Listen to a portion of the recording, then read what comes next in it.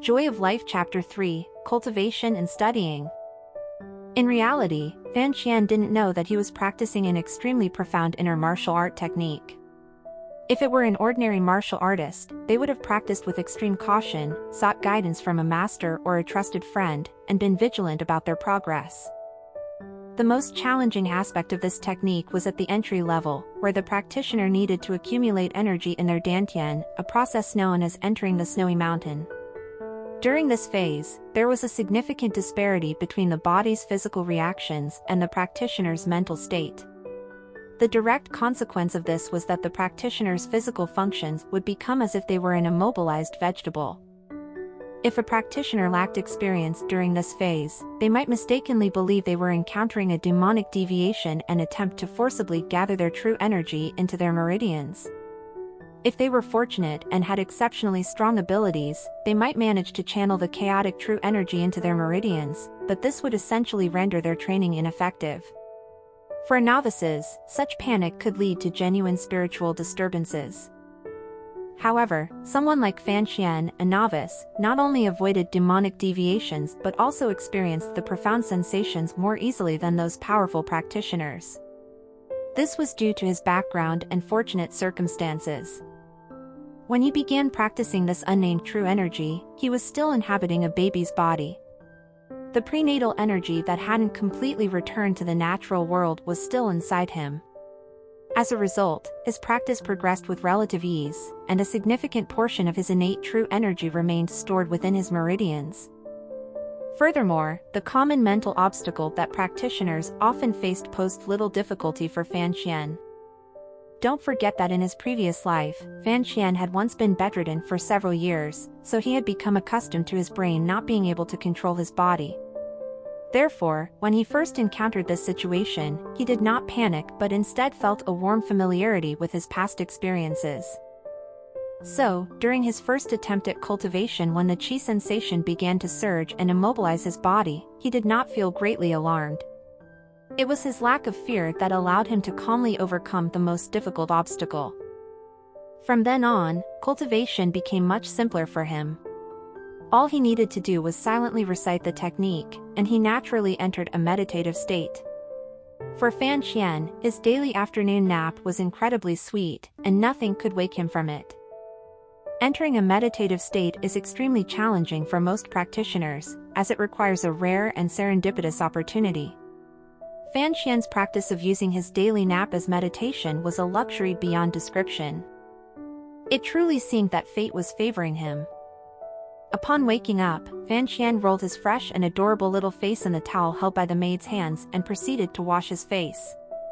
In the afternoon, he began his lessons in the study with a tutor specially hired by the Marquis Mansion from Donghai County. This tutor was not very old, around 30 years old, but he exuded an air of scholarly antiquity. In the Qing Kingdom, there had been a literary reform movement that began about 10 years ago, with Master Hu, the Minister of Documents, initiating it with his proposal for literary reform.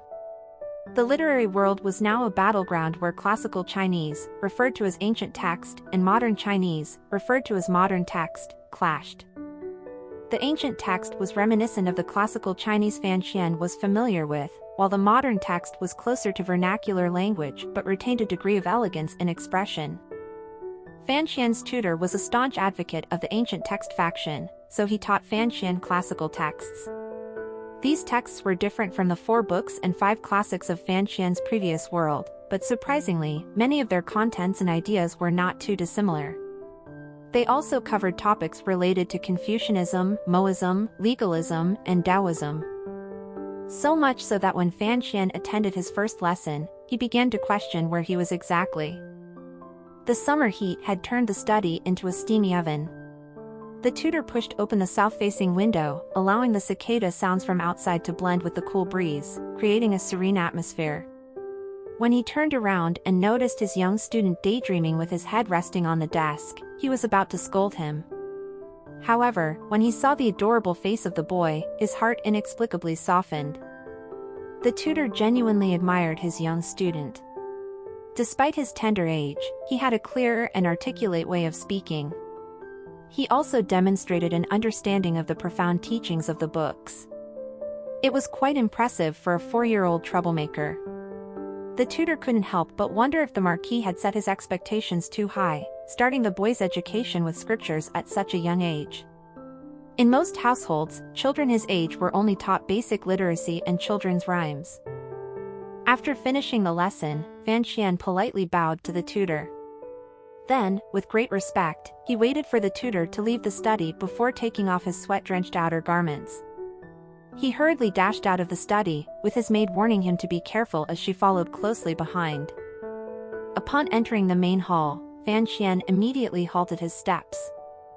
He put on an innocent and adorable smile, swaying like a little adult as he walked forward. Seeing the elderly lady seated in the center, he called out in a childish, melodic voice, "Grandmother." The old lady had a kind and gentle countenance, with deep wrinkles etched by the passage of time. Only occasionally did her eyes reveal certain expressions, hinting that this old lady was far from ordinary. It was said that the current status of Marquis Xian was closely tied to his relationship with this elderly lady during their time in the capital. "What did you learn today?" she inquired. Xian stood obediently in front of the chair, reciting what the tutor had taught him. Afterward, he bowed and went to have lunch with his younger sister. There always seemed to be a sense of unfamiliarity between the old lady and her grandson. Perhaps it was because Xian was a bastard child. While the old lady didn't mistreat him, she held high expectations for him, which made their relationship feel somewhat strained.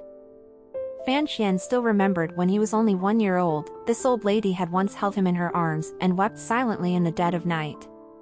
Naturally, she never thought a 1-year-old infant could understand her words, but Xian quietly remembered them. "Child, if you want to blame someone, blame your father. Poor little one, your mother passed away just after you were born." His origins? This was a profound question in Xian's mind. He had encountered an assassination attempt shortly after arriving in this world. While he now knew that his father was the Marquis Xian, a high-ranking official in the capital whom he had never met, the identity of his mother remained a mystery. Back when Marquis Xian was still with the Emperor's army during the Western expedition, those assassins had clearly targeted his mother.